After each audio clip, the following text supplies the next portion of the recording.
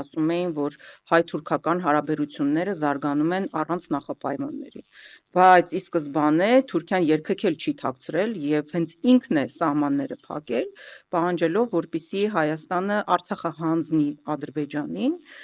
եւ մոռանա ուրանա ցեղասպանության ճանաչման հարցը։ Արդյունքում այս երկու նախապայմաններն էլ Թուրքիայի Հայաստանը իդեմս ցավոք սրտի Նիկոլ Փաշինյանի, որը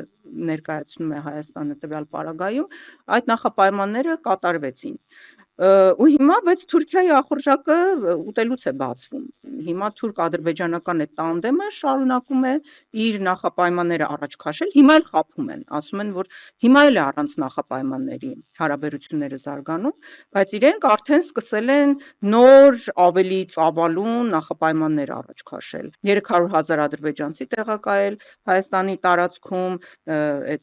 իրենց ասած այդ Զանգեզուրի միջանցքը